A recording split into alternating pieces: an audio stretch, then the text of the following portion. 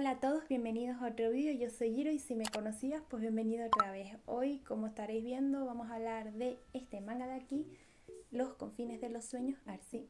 Sí, más o menos está bien enfocado. Vamos a hablar de Los confines de los sueños, o como podéis leer en internet con su nombre original en japonés, por si no ha llegado a vuestros países o estáis dudando un poco y queréis veros los scans por encima. Yume no Hashibashi, que dejaré el título por aquí arriba, de la autora Yumi Sudo. Aquí en España vino en septiembre y la verdad que antes de adentrarnos pues respecto a la edición, yo estoy bastante contenta. Tiene un rosita bastante bonito, sus detallitos en azul como los mangas originales, y el único fallo que os estaré dejando es que el guillotinado en una página me vino un poquito feo, muy justito a la página, o sea, mal guillotinado, pero yo solo lo he visto en una página. Si lo habéis visto en más páginas o veis otros defectos, podéis dejármelo. A mí esto me parece circunstancial, entonces yo no lo veo mal. Pero bueno, yo creo que al menos la edición sí que está bien trabajada y con eso no tengo más quejas. De resto, si queréis saber más, vamos con el vídeo.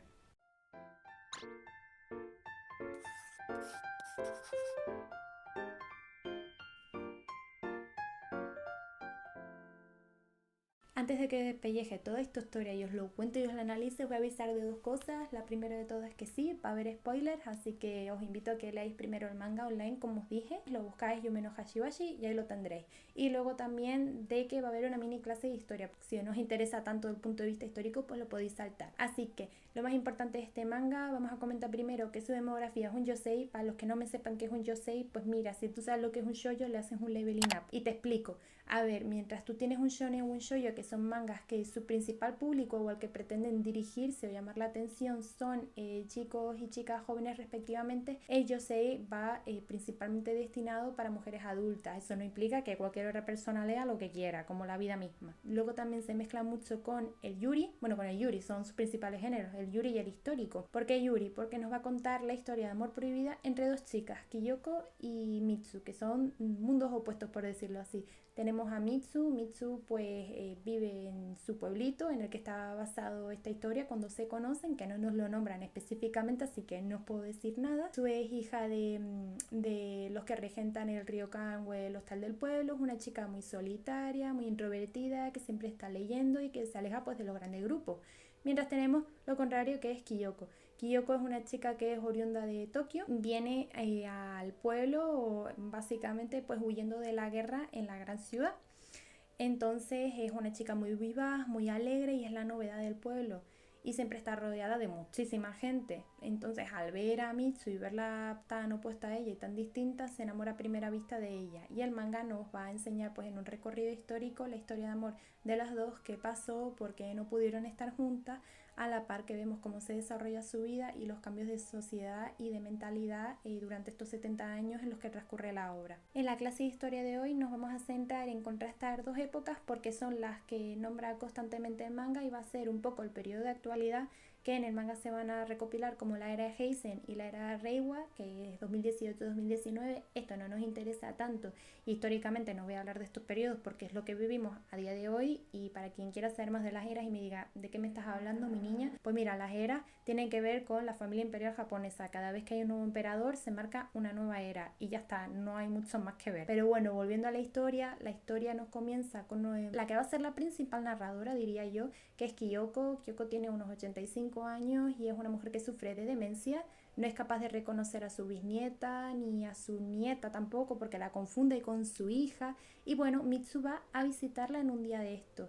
Y básicamente a partir de aquí es cuando empiezan ya los flashbacks, los saltos temporales, y nos cuenta qué fue de ellas, de su vida, cómo se conocieron, cosas de su pueblo, etcétera, etcétera. Lo que más me importa a mí es contaros el tema de la posguerra japonesa. Y vamos a hablar un poquito también de las influencias que tiene de la era Meiji. Y me diréis, ¿qué es la era Meiji? La era Meiji, vamos a rondar los 1900. La era Meiji termina en 1912, pero tú quédate con 1900. Es unos años antes de la guerra. Ya está, no pasa nada y por ahí estamos. Lo que sucedió durante la guerra y un poquito antes de la guerra, todo eso, para que veamos qué consecuencias tiene y cómo la sociedad no avanza tan rápido. Estaré utilizando un artículo que os dejaré en la cajita de información de Yoshiko Yamaguchi, que es súper interesante, de lo importante que fue la educación japonesa, y esto para que podamos acercarnos más a la sociedad y entendamos cómo era. Lo primero de todo es que nombrar que en la era Meiji, pues evidentemente, como sabemos, cuanto tú más atrás te vayas, más complicadas van a ser las cosas, por decirlo decirnos así, pues para las mujeres. ¿Por qué? Porque había una segregación, ya no tanto de que hubiese colegios femeninos y masculinos, porque aquí ya empezaba a haber colegios mixtos, sino ya más por el hecho de que mientras que a lo mejor un varón podía optar por la educación de física, química o economía, el plan de estudio de las mujeres tenía, en vez de esas asignaturas, costura o cosas así. Y tú me dirás, ¿y a mí qué me importa esto? Y yo te diré, pues mira, mi niño, tú estás viendo que está avanzando, porque en el manga, en uno de los saltos, en 1957, nos nombra Yamitsu de que ella ha ido a la universidad. Entonces tú ya puedes ver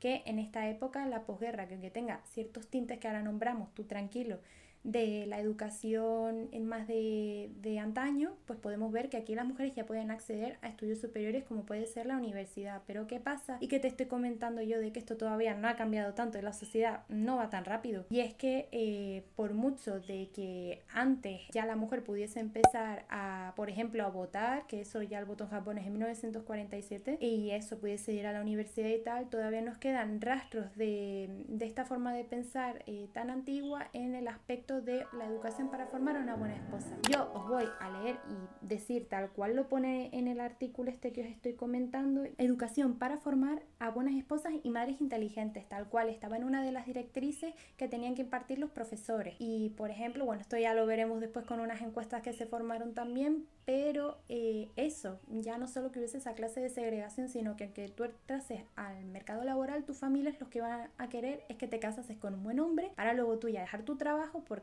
para ellos en esta época, pues si tú trabajabas no te podías dedicar 100% a tu familia, que es lo que ellos querían, entonces tú dejabas tu trabajo para volcarte en tus hijos, tu marido, la casa, tareas domésticas y etcétera. Entonces aquí todavía podemos ver cómo la sociedad está un poquito estancada, porque yo empiece pues a trabajar o me case no quiere decir que tenga que dejar o renunciar a una de las dos cosas, ¿no? Pues en esta época sí, y lo podemos ver sobre todo con nuestras protagonistas. Mitsu en el principio de la historia está en un matrimonio concertado. ¿Por qué? Porque ella es hija única, ya que sus dos hermanos se murieron en la Segunda Guerra Mundial. Entonces su madre le dice y su familia que una mujer sola no va a ser capaz de argentar todo el río Kansole, que necesitan un futuro heredero o cabeza de familia, por eso la quieren casar lo antes posible. Y luego tenemos Kyoko. Kyoko es una mujer muy liberal, no quiere que la casen ni nada, pero podemos ver que según avanza la historia acaba cediendo al matrimonio, tanto por falta de autoestima, de confianza en ella misma, y por presiones de su familia. Ella ve pues que como toda persona se acaba de insertar en el mercado laboral,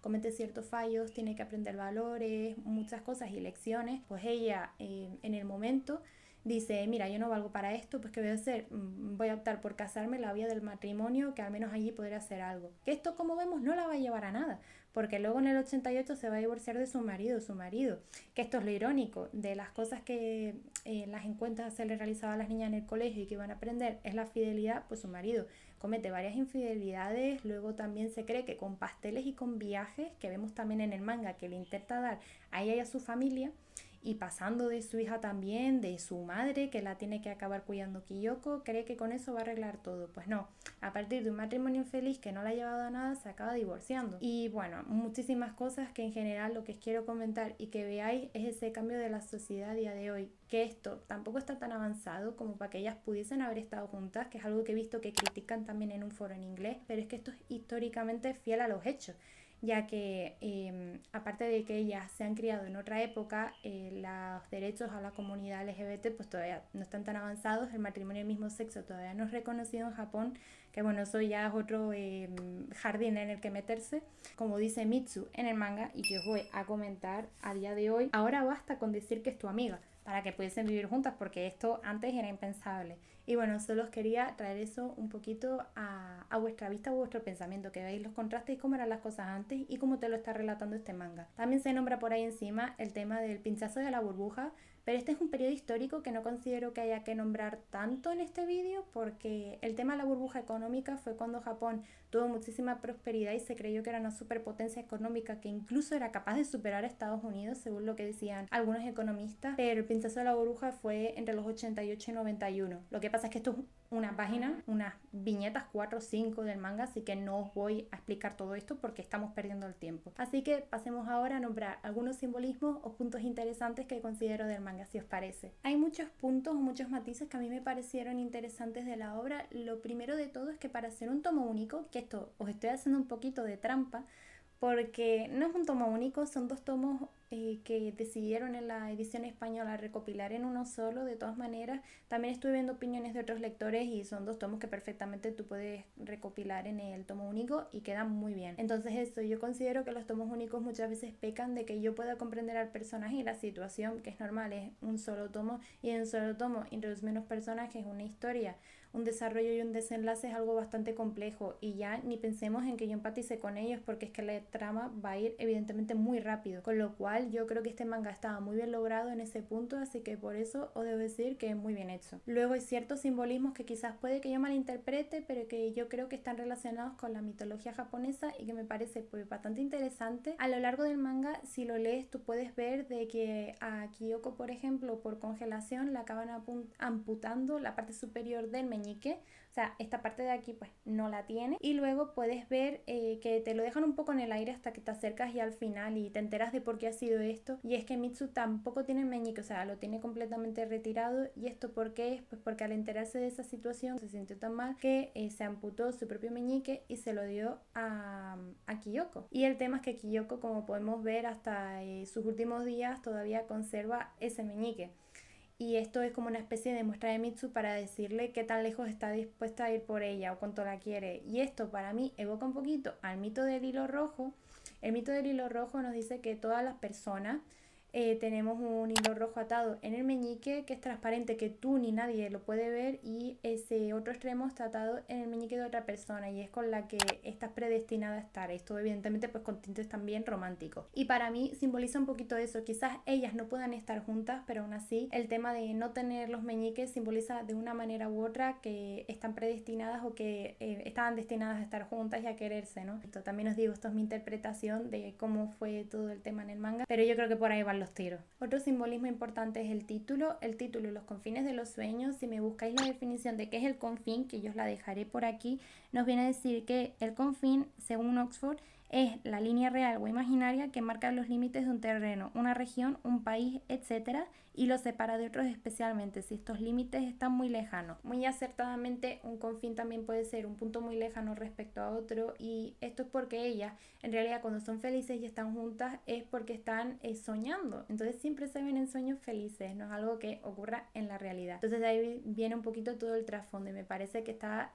bastante bien el título y pues muy justo a la hora. Y esto lo puedes ver sobre todo al final y al principio del manga, porque es cuando se las ve de jóvenes con esa especie de ilusiones en sueño, ¿no? Una cosa que sí quedo de criticar es la falta de escenarios, porque si me vas a prometer que es un género histórico, yo tampoco te digo que me hagas como en este rincón del mundo que te hace un mapa y hay constantes referencias a cómo descubre el pueblo en el que está ambientado la historia, pero sí me faltaron más escenas, como por ejemplo en la que Mitsu dice que está en una zona de Tokio, creo que es, y nos dice que hay un puente que van a derribar. Entonces estás viendo un poco pues como sí que hay escenarios, cómo van cambiando las cosas a lo largo de los años, cuando se van al bosque en las montañas, que sí que hay un bosque de fondo. Aquí hay muchos planos o muchas viñetas del manga en la que son ellas como en una especie de espacio inexistente o en las típicas casas con tatami, y eso a mí no me da mucha idea del periodo en el que estoy. Me hubiese gustado algo más que balancease y que ayudara un poco o que reforzase el tema este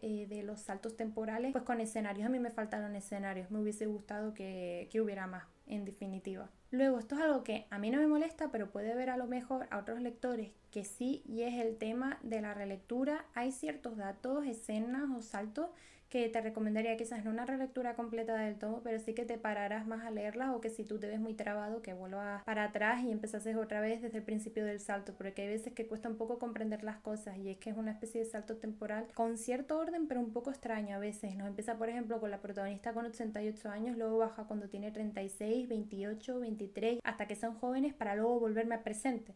Entonces a veces es un poquito confuso. Luego hay otras cosas también un poquito más simbólicas o señas quizás culturales, como el tema de las uñas. Mitsu no tiene uñas y por eso lleva guantes. Aparte de que esto fuera donde fuese, pues sería un poco curioso. En Japón yo no sé si esto exactamente está relacionado. Yo dejaré también este link en la cajita de información con un artículo también que lo explica, y está todo en inglés, no pude encontrarlo en español, pero es que hay muchísimas especies de supersticiones alrededor de cortarse las uñas o de las uñas en general en Japón que están relacionadas con la muerte. Entonces creo que quizás por ahí pueden ir los tiros, pero bueno, la verdad que no encontré una explicación exacta para eso. Y ya pues para terminar un poco con todas estas cosas, esto quizás parece que no es tan importante o no estoy hablando de señas culturales ni otras cosas, pero son en sí los personajes. Me gustó muchísimo que fuesen tan verdaderamente brutales o honestos con los personajes. Y es que por ejemplo tú ves al principio que Mitsu y Kyoko son, como decía, dos personas muy diferentes. Mitsu es la persona un poco más tímida, que le cuesta más socializar o ser abierta con sus sentimientos o pensamientos, mientras que Kyoko es la persona un poco más vivaz, un poco más extrovertida, abierta. Y luego estás viendo cómo estos roles se intercambian. Kyoko decide casarse, cambia completamente, tiene enormes faltas de autoestima y de confianza en ella misma y se vuelve una persona, pues por ende, muchísimo más retraída, le cuesta socializar y se pasa gran parte del tiempo leyendo en casa, mientras que luego tienes a Mitsu. Mitsu empieza a salir, conoce a muchas personas como a Masumi y decide, si no hay un lugar para mí en este mundo, me lo voy a montar yo misma, y se abre su propia editorial. Se vuelve también mucho más liberal. Parece eso, que hay un intercambio de roles de personajes, pero también es verdad que las circunstancias en la vida te pueden llevar a dar ese cambio de 180 grados en tu personalidad o en tu carácter. Entonces eso también está bastante bien que lo ilustrasen. Ya para acabar, yo os recomendaría a todos esta lectura. Es un yosei que sí que cumplió mis expectativas, no las sobrepasó, pero sí me quedé satisfecha. Y ojo, pedazo spoiler ahora porque voy a hablar del final. También estuve viendo, como comentaba antes, que no había personas muy contentas con el final. A mí sí me gustó y me recordó mucho al final de, no sé si a lo mejor lo habréis leído, voy a intentar no haceros tampoco mucho spoiler de este manga, pero al de One Room Angel de Harada. No digo que sea exactamente igual, pero me dejó un poco la misma sensación y la verdad que sí que hay un poco de parecido. Podéis interpretarlo como que lo deja un poco abierto al lector, pero para mí está bastante claro cuál es el final y solo por un panel. Como que Kyoko tiene demencia, ¿no? Y pues bueno, como sabemos, las personas con demencia a veces viven muchas alucinaciones, se va por la calle, no sabemos por qué, se queda medio perdida caminando y se cae al pasto y aquí empieza a tener como una especie de alucinación, un sueño un poco extraño en el que está hablando con Mitsu. Y de aquí como que la levanta del pasto y le dice, vámonos juntas a ese viaje que me habías prometido. Y justo en ese panel puedes ver que están como los pies de ambas con los mocasines como si fuesen de colegialas. Y aquí creo que lo que te quiera decir un poco es que Kyoko, yo no sé si estará muerta, y yo eso es lo que interpreto, pero eso, que al final en el más allá o sus espíritus sí que van a acabar juntos. Podéis interpretarlo como que es un sueño que le ayudará a volver a casa y tal, pero con ese cierre, con esa escena y luego que me aparezca a mí una mariposa, que os dejaré por aquí un poquito de lo que vienen a significar las mariposas, pues eso, a mí me da a pensar que acabaron juntas en el más allá o espiritualmente. Y bueno, ¿qué quieres que te diga? Quizás no es el final feliz que todos buscábamos, pero sí que te deja un poquito satisfecho o ese buen sabor de boca sabiendo que de alguna manera u otra pudieron estar juntas. Pero eso, como vuelvo a comentar, mi opinión. Y si habéis leído este manga, decidme qué pensáis, si os llamó la atención quizás o si pensáis leerlo, si os gustó, si no, si hay algo que cambiaríais. Y poquito más por decir de mi parte. Nos vemos en otro vídeo y chao.